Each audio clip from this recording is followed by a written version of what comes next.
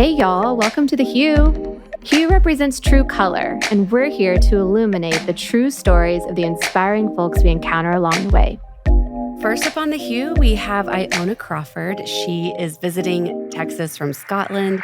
She is our Scottish sister and such a design savant in the world of textiles and wall covering, now making a foray into lighting, and we know you're going to love this conversation. Well, hello, Iona. Hello. Thank you for having me.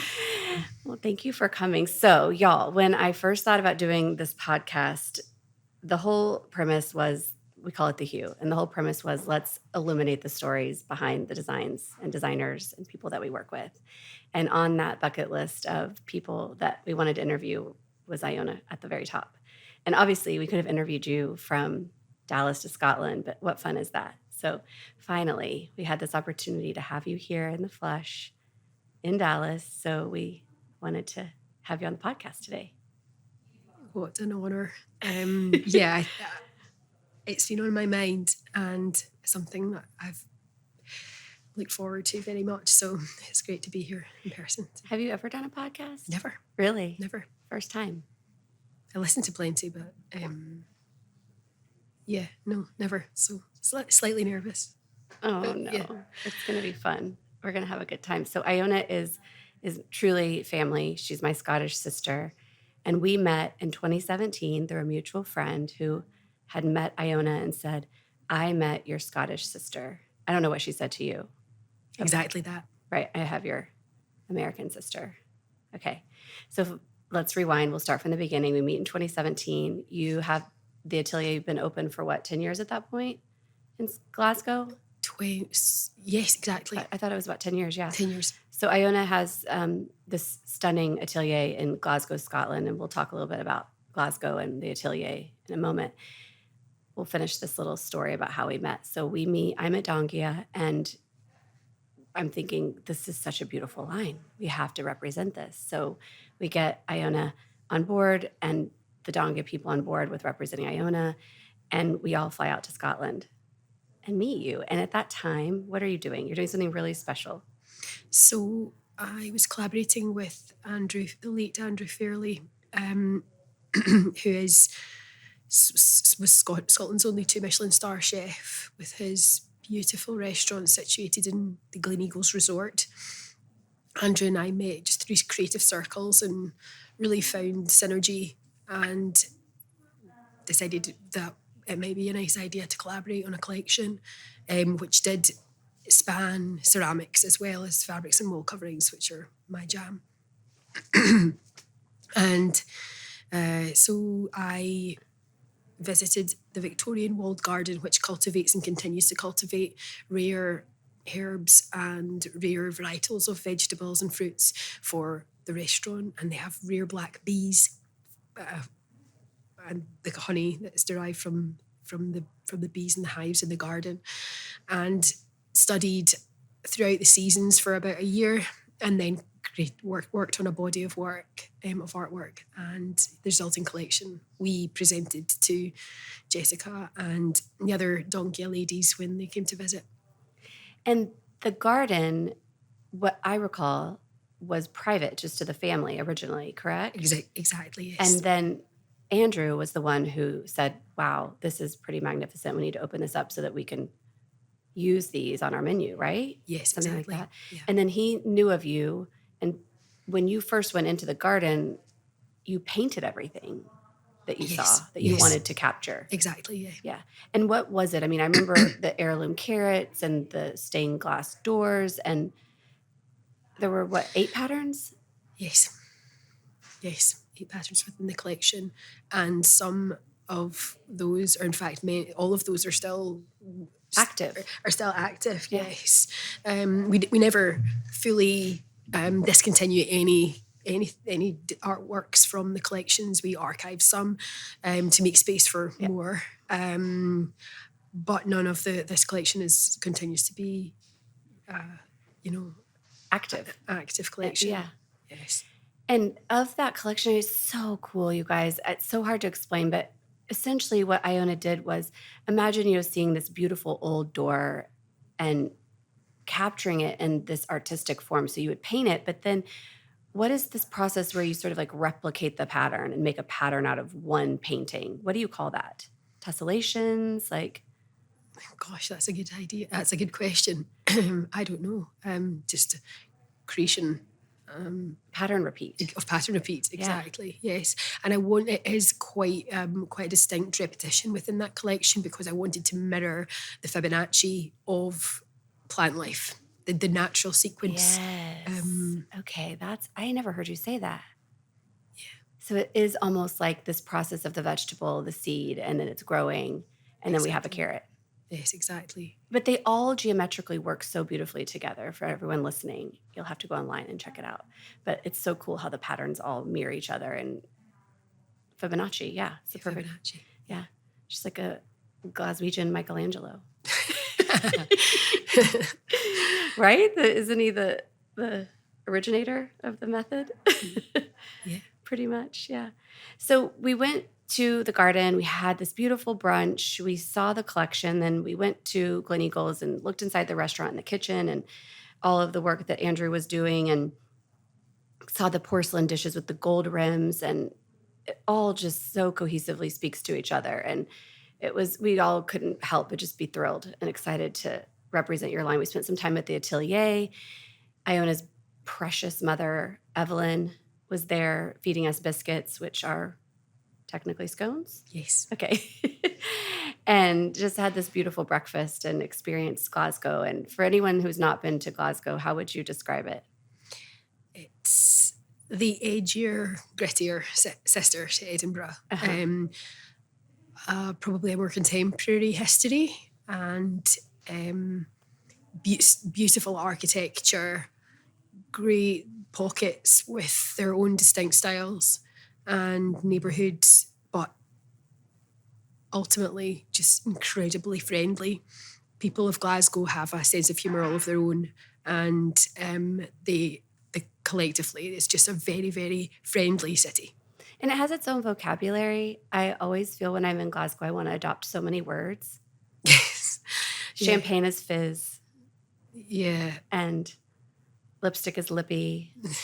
And there's so many words in Glasgow that you don't necessarily even hear in other parts of the UK. That's correct, yeah. But you sort of like immediately, because you think it's English that you're hearing, but you kind of are and you kind of aren't. And yeah, the Glaswegian dialect. It is. It's something, isn't it? Yeah. And for everyone listening, Iona grew up on a farm. She grew up in Stirling, which is outside of Glasgow. And her family were farmers. They had sheep and cattle. And you kind of like grew up drawing. Exactly, yeah. Laying in the forest and looking through the bruck and imagining patterns. I think you've always been doing that, right? Yeah. I mean, we lived a very outdoor existence, and I mean, the days before, the evolution of the internet and mobile phones, we just packed our bags and headed off into the wilderness. I'm one of three girls, so my dad had daughters, and we were just as active. And yeah, it was nature on our doorstep, and probably until relatively recently, not that we took it for granted, but we really realised my parents still live on the same farm, and we take our kids there and see them experience the gift of nature. Mm-hmm. And really it was a gift. But yes, surrounded by colour and vibrancy and the turning of the seasons, and it really was perfect. Magical childhood. It was. And having two sisters, and me being a sister myself and having a sister, I think there is something about sisterhood. Absolutely. That defines us. And I wonder how much your sisters have defined your practice and your art. Yeah, we're all incredibly different. You are. But they are two incredible human beings, incredible mothers. And they absolutely, just as my mum and dad do, they're absolutely, they exist within each collection, definitely, yes. Yeah, I see that so much. And we've had the pleasure of visiting Iona outside of this first trip. I'm trying to think, I guess there's been a couple of trips, but one specifically for your wedding. and going into Varay's home and seeing all of the artwork there. Yeah, her home is a shrine to my work. It is. Wall coverings and fabrics and furnishings. It is. And I think that the beautiful, maybe deer pattern was created for her daughter's nursery. The fox, Alan. The fox, yeah. Fox, yeah. I have to say, I mean, all of your work just has so much personality, and that's the most fun thing about it. And every collection tells a story, and we could talk all day about every collection and all of the storytelling that you do to create a collection. I love, though, that you've woven this thread of family and your idyllic childhood farm life. And then there are some patterns like that are darker, and they have this edgier part to them. Where does that come from? It's a good question. I think I radiate towards more punky aesthetics sometimes, and I paint a lot with black ink on canvas at really large scale. It just it comes really naturally to make these marks. Say that again. What is it? The white black ink on canvas. Black ink on canvas. On canvas. Yeah, I really enjoy the freedom of that material combination, and yeah, I think it kind of releases my inner witch. Your inner witch. I tell my daughter that because Mum is quite fond of black. Yeah, you are. She always wears black dresses, you guys. I feel quite comfortable in black, and she had a period of being quite scared of witches, and I was like, "There's nothing to be scared of. Are you scared of your mum? Are you scared of your mom?" Yeah, Joni. But I think sometimes it is my attempt to create neutral artworks or neutral designs, and I realise that I'm quite incapable of designing a neutral collection because I'm so drawn to colour and pairing of colour, and we take a lot of pride and care in the development of the colour story within each collection. Yeah, the palette. It's so thoughtful, and that's always super apparent. And it is fun because the collections do have a cohesiveness, but they also have their own personalities. I can always kind of, in my mind when I'm shopping a project, I can feel those collections and think back. It's almost like a scent that your grandmother wore and you smell it. For me, when I see the collections, they take me back to different projects throughout my career and times. And that's the evolution. The evolution and the feeling of personality that they have. I love this whole thing with you about this edgy side. And I feel like Glasgow has that. And I feel it when I'm there, and I love it. And I just know you so well now, and you're like a sister to me, and you're so warm, and you're such a mom and a daughter and a wife and a sister, and you're kind and warm and you cook for people around you. And then to talk about this witchy, edgy side, I love it. It's so a part of you.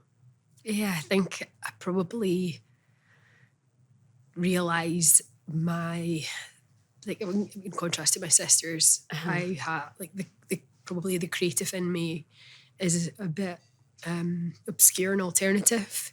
Alternative is a good word. I perhaps spent an element of time when I was at art school trying to really define that and fight against it or be at one with it. And I think I realised that it doesn't have to be defined. It's okay to be a bit weird and quirky. And yeah, I don't think darkness necessarily has to signify unhappiness or doom. It can be something that's mysterious. And I think we do have an element of mystery to our work and our practice, and my work and my practice. And I like that. I think intrigue is one of the most incredible, phenomenons that we have in life. Intrigue and mystery and surprise, and that's what really stimulates a lot of my thought processes. Do you remember when we were in Paris, maybe 2021, 22, and you said, "Jess, Francis Bacon is at the Pompidou"? And we went, and you were enthralled. You were so happy. I think everyone knows who Francis Bacon is, but his work is dark and frightening, in my opinion. Yeah, it's slightly. It's a lot of dead skeletons and blood and carcasses and and organs, and But Not it's mice. multi-dimensional. I think there was a tangent. I discovered his work because, as you say, my parents have a farm and they laterally had a butcher's business as well. So it was a whole cycle of rearing animals and then like food production. And so there were animals hanging in the shells. And when I was learning about anatomy and three-dimensional work, as well as doing human figurative life drawing, I would go get my like ski gear on and go into the shells and paint these carcasses. So lovely, Iona. To learn that kind of dimension. It's really weird. Like I can't say I enjoyed the learning. I mean, I didn't enjoy the cold or necessarily the carcasses, but that's where the kind of Francis Bacon, that's exactly the process he followed, but then he became, a bit more prolific. Yeah. So I think and there are aspects of satire in his work as well. Oh, for sure. I would agree. But that was such a fun experience with you because knowing you're just this like, not just, you are this petite, precious person. And then to see you just so excited about these paintings. I remember I was like, okie doke. It's really bizarre. It's so fun though to have friends that open up your mind to having these types of conversations. And I love it so much. And every time we're together, I can't stay on the subject, that ever. But you and I are just constantly doing this. What about this? What about that? And let's talk a little bit about the atelier and the team that you have there, to switch gears a tiny bit. I think one thing that I wish that I could shout from the rooftops more, and I try, I'm your biggest cheerleader, I think, is that, well, maybe Evelyn is, but I'm second to Evelyn, but is that this atelier that you have and the work that you can do is so custom and so good for hospitality and residential, for designers who are really creative and come to the table with a concept. You have no ego about it. And that's pretty rare. You're very willing to sit down and say, okay, that's cool. Let's see what we can do. Absolutely. And it always has, it would sort of be like Karl Lagerfeld. And you were to say, hey, Karl, I want to make these paisleys into a pattern. And you would end up with black and white, trellis paisley or something with pearls on it. And so it's like he gave you that, but it would be with his personality. And I feel like that's what happens with you. I think people come to your atelier because they know you can do this custom perspective work, but it's going to have your soul in it a little bit. Yeah, absolutely. No, I'm not. There is no ego at all, I think. I really enjoy the process of collaboration, always have done. And collaborating on custom projects of varying scale and diversity, complexity. It's taken my work sometimes out of its comfort zone and enabled me to explore styles that I wouldn't otherwise have trialed. So I feel like that's a huge gift. And I don't feel sometimes it wouldn't typically be considered my style. Sure. But why can't it be? And then diffuse any of those trialed styles with my hand. I think it's just that surely that is how art has to evolve. Agreed. And with that in mind, what would you say from a perspective standpoint is your point of view? So we start with this sort of custom concept and we put the Iona signature on it. How would you define that signature? Gosh, painterly, probably. Okay. Expressive. Yeah. Gritty. Pretty. Yeah, I love beautiful aesthetics. Storytelling. Thought-provoking. Great colour. And great colour. What do you need to get started? Essentially, what really can kick a project off successfully? As much narrative as possible. Okay. The storytelling is helpful. The storytelling is incredibly helpful.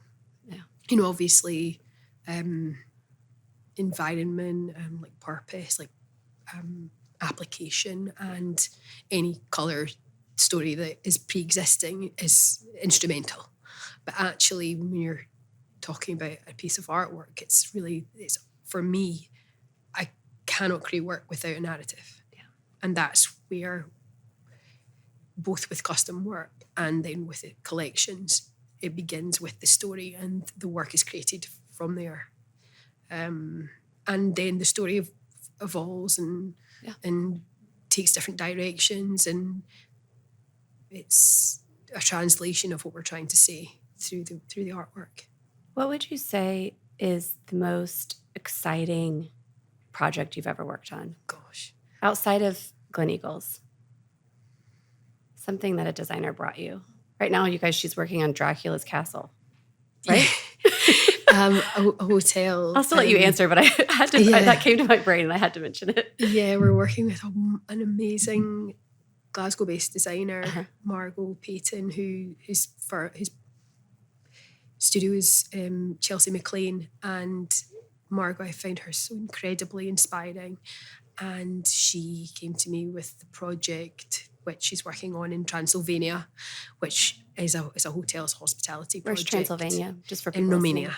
Yeah, and the hotel overlooks Dracula's castle. Fantastic. I haven't Ski had resort? It does. Yes, it is a ski resort in the winter.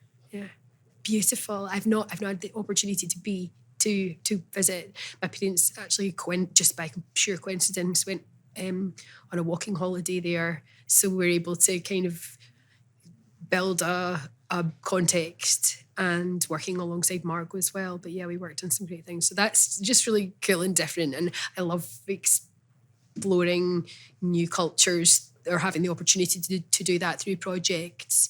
You and I have worked on some wonderful projects. And We have. like really diverse. It's difficult to pinpoint a favourite. Of course. It's like, who's my favorite child? Well, shh. Yeah, and everyone has a different experience and a different learning.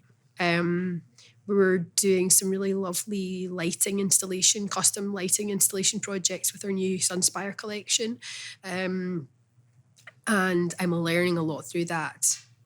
And I think that I enjoy the learning aspect, but it's very collaborative because it's custom. That was a good collaboration. Yes, The foundry. Yes, we work We in need to talk about collaboration that.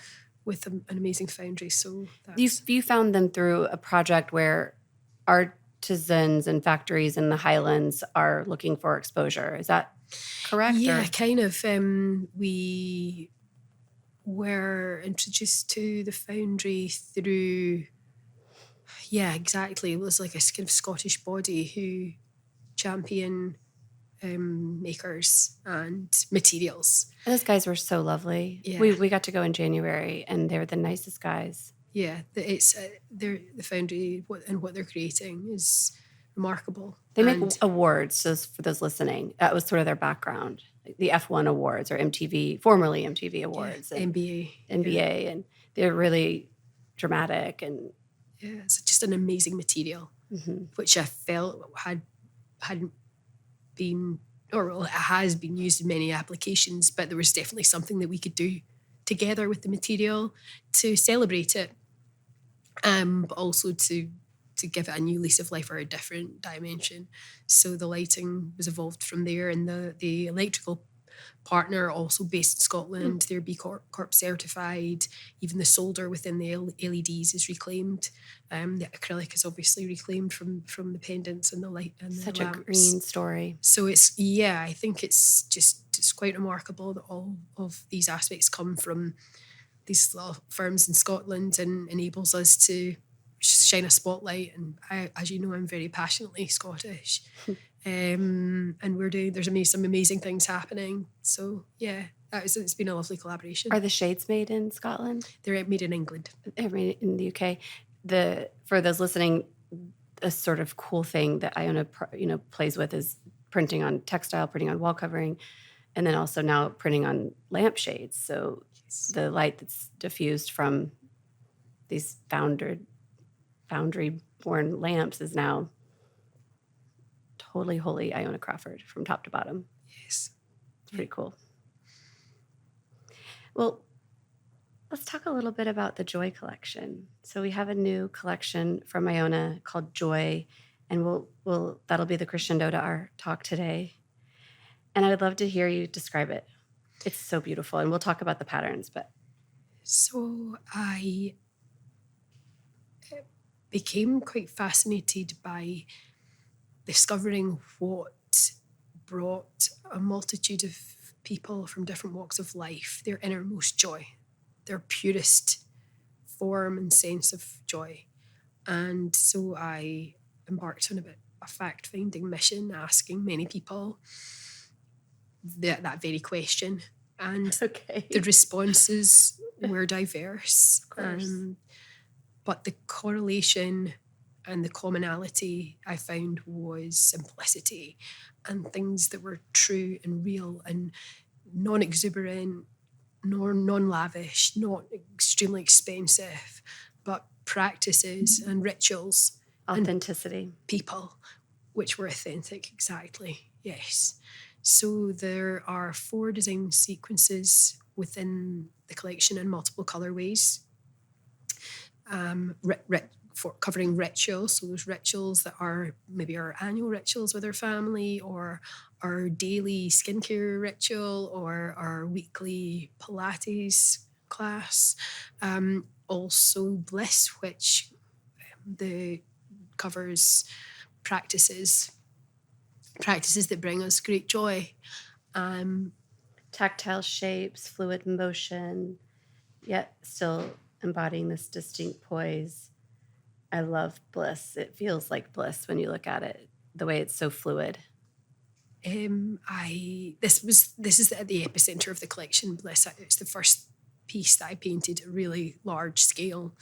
And it's watercolor on canvas, which is a bit of an odd painting, but it's a lovely way that I really enjoy. I did not creating. I wondered if it was watercolor, because the Pilates, for instance, the way that the colors bleed, it's yummy.